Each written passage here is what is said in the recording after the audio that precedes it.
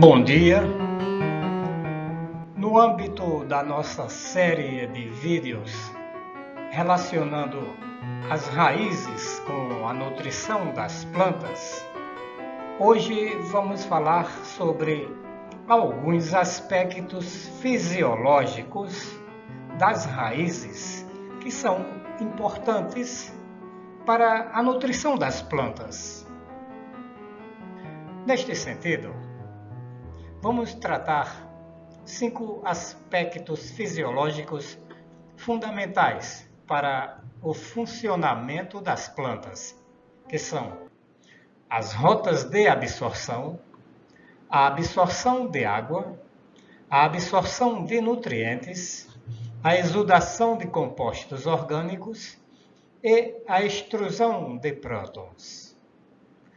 Para não deixar a aula muito cansativa, porque este é um tema muito amplo, vamos abordar apenas os 2 primeiros aspectos, isto é, as rotas de absorção e a absorção de água. Os demais temas serão tratados nos próximos vídeos do nosso canal.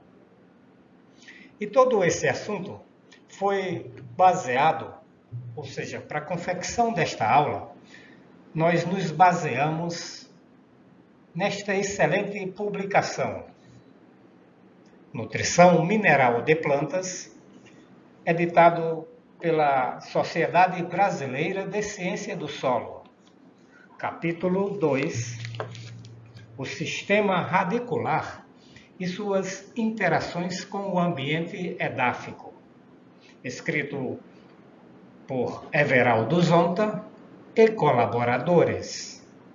Para a entrada de água, nutrientes, outras substâncias e até micro-organismos, existem 3 rotas básicas: a apoplástica, a simplástica e a transmembranar.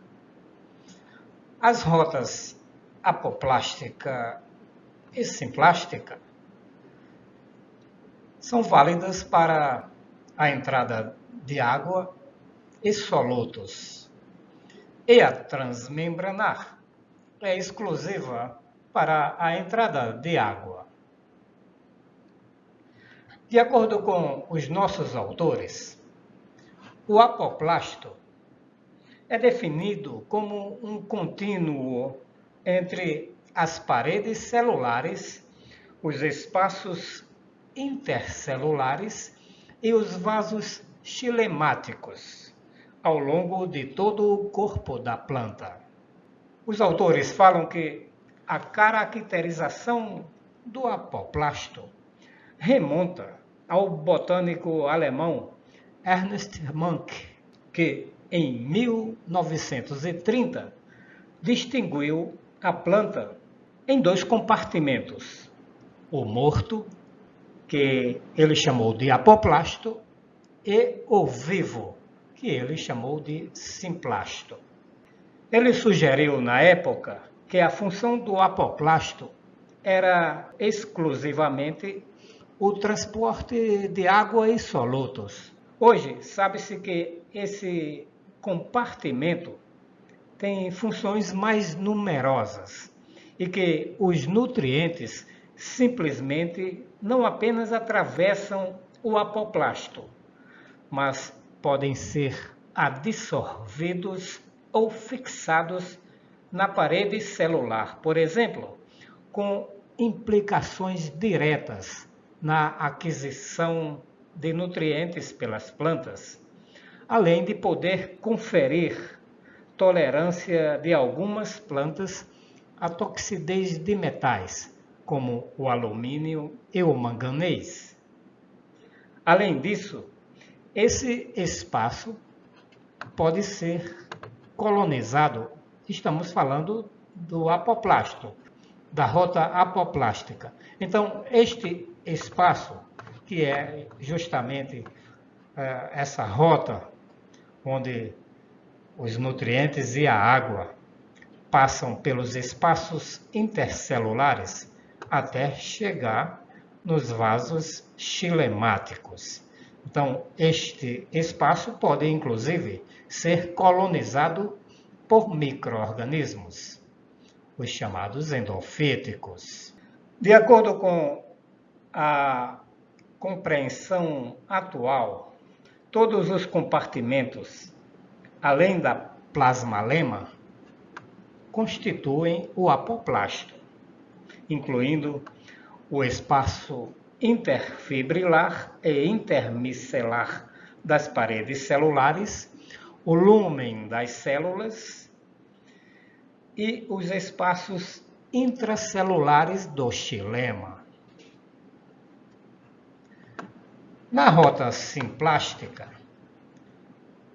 a água e os nutrientes entram pelas células epidérmicas, pelos pelos radiculares e passam de célula a célula por meio de estruturas chamadas plasmodesmos. Então, eles fazem esse caminho até chegar também nos vasos xilemáticos. Aqui um detalhe dessas rotas. No caso da rota simplástica, vejam que desde o início os elementos e a água entram pelas células, pelas membranas citoplasmáticas e passam de célula a célula por meio dos plasmodesmos até chegar aqui no xilema. Vejam no caso da rota apoplástica que o caminho é extracelular, pelos espaços intercelulares até chegar na endoderme, onde tem uma barreira intransponível, que são as estrias de Caspary. Então, nesse caso, a rota apoplástica é interrompida e os elementos assumem a rota simplástica, passando pela membrana citoplasmática das células da endoderme, até chegar no cilindro central, no xilema. Aqui enfatizamos a rota simplástica. Este nome vem de simplasto. E de acordo com nossos autores, o simplasto é considerado como todo o citoplasma e membranas de todas as células vivas. E muitas vezes faz-se referência ao simplasto como uma unidade devido à existência dos plasmodesmos, que são estruturas tubulares de 40 a 50 nanômetros de diâmetro, que só existem em células vegetais. Então, elas são interligações entre membranas de células vizinhas, esses plasmodesmos, criando as chamadas pontes citoplasmáticas. Aqui uma microfotografia de um nódulo radicular de uma leguminosa, mostrando a presença dessas estruturas, como mostram essas setas aqui. Então, elas conectam essas estruturas, citoplasmas de células adjacentes, e elas são muito numerosas nas plantas, ocorrendo numa densidade de 1 a 10 unidades por micrômetro quadrado. Isso corresponde a 5 vezes 10 a 8 unidades por centímetro quadrado. Então, são estruturas muito numerosas que permitem justamente a ocorrência desta rota, que é muito importante para o transporte de água e de nutrientes a partir da absorção pelas raízes. Aqui, outros detalhes dos plasmodesmos, extraídos do livro de Thais e Zeiger, Fisiologia Vegetal, de 2013. Em A, temos uma microfotografia de uma parede separando duas células adjacentes, mostrando os plasmodesmos em uma vista longitudinal. E em B, a seção tangencial de parede celular, mostrando aqui diversos plasmodesmos em seção transversal. aqui com destaque para essa estrutura que se chama desmotúbulo, é a membrana plasmática das células. É importante conhecer um pouco sobre a anatomia dos plasmodesmos, porque são estruturas muito importantes que garantem a rota simplástica nas plantas. Aqui também retirado de Thais Zeiger, vemos um esquema mostrando as principais estruturas de um plasmodesmo. Aqui a visão esquemática de uma membrana plasmática com um plasmodesmo. O poro consiste numa cavidade central entre duas constrições estreitas. Então aqui no centro temos o eixo central, constituído por desmotúbulos. Aqui uma visão transversal desse eixo central, constituído aqui por proteínas radiais e proteínas da membrana plasmática e proteínas do desmotúbulo. É por aqui, pelo eixo central, que ocorre a passagem da água e dos nutrientes. O segundo aspecto fisiológico das raízes que nós destacamos aqui nesta aula é a absorção de água. Conforme nossos autores, para as plantas terrestres, o solo é o reservatório natural de água para as plantas. E neste sistema, a água ocorre sob três formas: a gravitacional, a capilar e a higroscópica. Neste esquema, que mostra os filmes de água ao redor de uma partícula de argila, mostramos esses tipos de água. Então, a água higroscópica é aquela imediatamente encostada na superfície das partículas coloidais, com uma alta pressão, sendo inacessível para plantas e micro-organismos. A água gravitacional é aquela que está mais afastada. E ela também é inacessível porque é a água que escorre rapidamente depois de uma grande chuva, por exemplo, ou depois da irrigação. E a água capilar é aquela entre a gravitacional e a higroscópica, que pode ser, então, aproveitada pelas plantas. Até a superfície das raízes, a água vai seguir por dois processos chamados fluxo de massa e difusão. E a partir da superfície radicular até o cilindro central, ela vai seguir as rotas que nós temos comentado até o momento: a apoplástica, a simplástica e a transmembranar. Na rota apoplástica, a água se desloca desde a epiderme até o cilindro central. Pelos espaços intercelulares, ela chega até a endoderme, onde há uma certa dificuldade, mas não impedimento para a sua passagem. Então, a partir daqui, ela consegue passar, chegando ao cilindro central, ao xilema, onde é transportada para a parte aérea. Nas rotas simplástica e transmembranar, aqui a gente vê nesse esquema, ela entra pelo radicular, penetra no citoplasma das células epidérmicas e atravessam o simplasto, ou seja, de célula a célula, até chegar no cilindro central.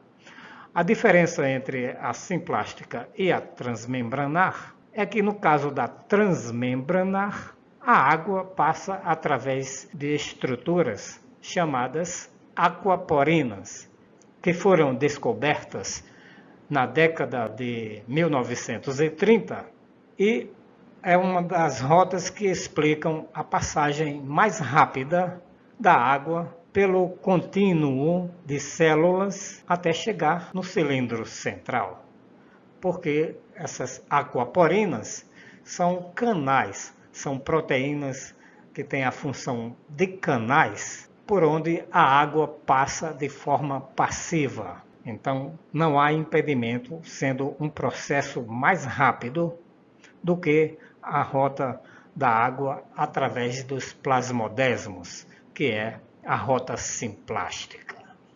Neste slide, detalhamos a rota transmembranar, que ocorre por meio das aquaporinas. Aqui mostramos um esquema de uma membrana citoplasmática com a sua bicamada de fosfolipídios e a presença das aquaporinas. Então, a água atravessa esta membrana por difusão das moléculas, através desta camada de fosfolipídios, mas ela também atravessa através dos poros seletivos de água, que são essas proteínas integrais das membranas, chamadas aquaporinas.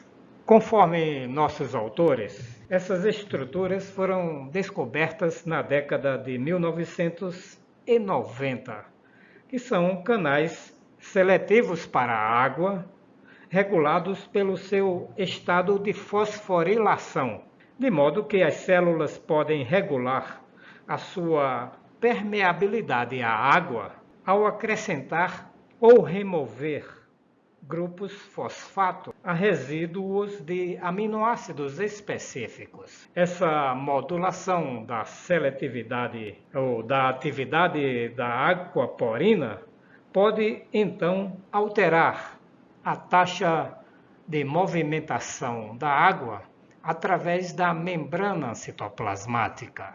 Finalizando, então, a nossa aula, vamos colocar aqui algumas considerações em termos de magnitude ou ocorrência desses processos em condições normais. Então, conforme os nossos autores colocam aqui no último parágrafo deste tema, quando considerado o sistema radicular como um todo, sob condições normais de hidratação da planta, a absorção de água é feita preferencialmente via simplástica. Com a redução da água disponível ou aumento da transpiração, o mecanismo apoplástico é então ativado. Por fim, sob condições de déficit, o transporte transmembranar por meio das aquaporinas é então ativado. Desses mecanismos, o apoplástico resulta também em maior arraste de solutos da rizosfera, aumentando a zona de depressão. A velocidade de deslocamento de água pela via apoplástica pode ser cerca de 60 vezes superior à prevista para movimentos citoplasmáticos. E considera-se que este deve ser o processo preferencial nos momentos de demanda elevada. Então, com essas considerações, nós concluímos nossa aula. Espero que vocês aproveitem as informações aqui fornecidas. Agradeço a você que assistiu esse vídeo até aqui. Vejo vocês então na próxima aula. Muito obrigado e tchau.